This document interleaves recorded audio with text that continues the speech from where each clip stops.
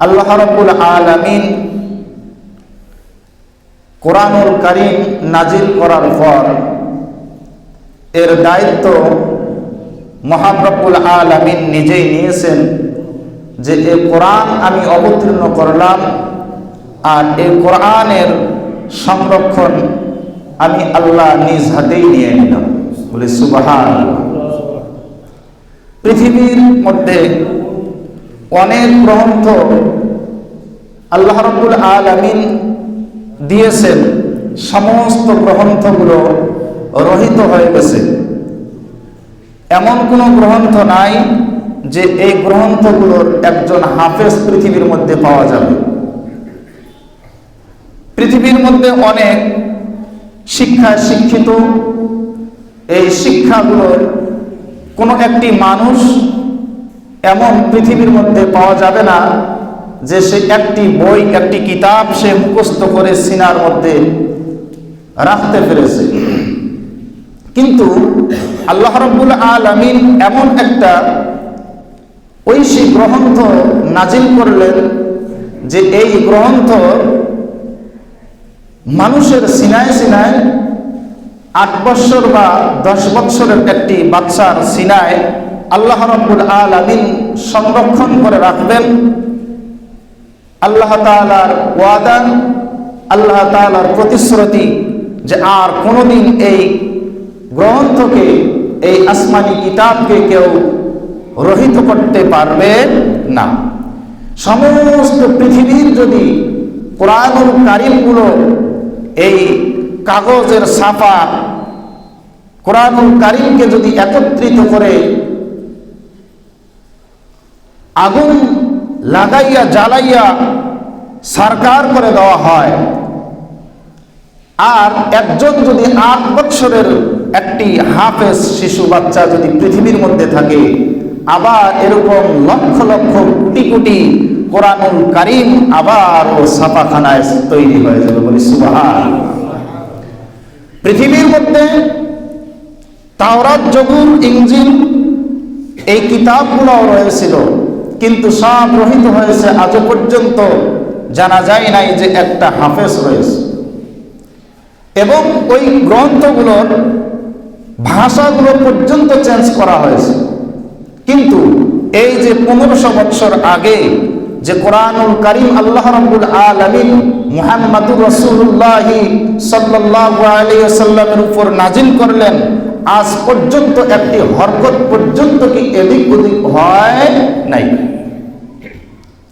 এজন্য যে এই কোরআনুল কারীম আমাদেরকে দিয়েছে আল্লাহ রাব্বুল আলামিন, এতে আমরা খুশি না বেজার? খুশি, আলহামদুলিল্লাহ বলি। এমন একটা গ্রন্থ যে এই গ্রন্থ কেউ যদি স্পর্শ করে সওয়াব পাবে কিনা? সওয়াব পাবে। কেউ যদি চুমু খায়, চুমু খাইলেও সওয়াব পেয়ে যাবে। কেউ যদি মুখে জড়াইয়া ধরে সেও সওয়াব পেয়ে যাবে। একদিন স্বামী স্ত্রীর মাঝে, স্বামী গেল বাজার করতে, অনেক পরিশ্রমের টাকা দিয়ে বাজারে গিয়ে একটি কোরআনুল কারীম সে খরিদ করেছে যে এই আমার কষ্টের টাকাটা দিয়ে একটা কোরআনুল কারীম আমি খরিদ করব। কিন্তু বেচারা মনে মনে ভাবলো, আমি তো কোরআনুল কারীম তেলাওয়াত করতে জানি না। কোরআনুল কারীম বাড়িতে নিয়ে আসার পর আল্লাহর বান্দা তার স্ত্রীকে ডাক দিয়ে বলল, আমার কষ্টের টাকা দিয়ে আমি একটি কোরআনুল কারীম খরিদ করে নিয়ে এসেছি। তেনার স্ত্রী ডাক দিয়ে বলল, স্বামী গো, আমিও তো তেলাওয়াত করতে জানি না, কোরআন জানি না, তুমিও তো জানো না, কিন্তু কোরআনুল কারীম তো হচ্ছে সম্মানী একটা কিতাব। এই কিতাবটা রাখার মতো আমাদের বাসার মধ্যে কোনো জায়গা নাই। কোথায় রাখবো, কোথায় রাখবো? মাথায় রাখবো না বুকে রাখবো? কেমনে রাখবো? দুই স্বামী স্ত্রী এরকম করতে করতে স্বামী বলে, স্ত্রী গো, আমি উজু করে আসতেছি, কোরআনুল কারীমটা আমাকে দাও।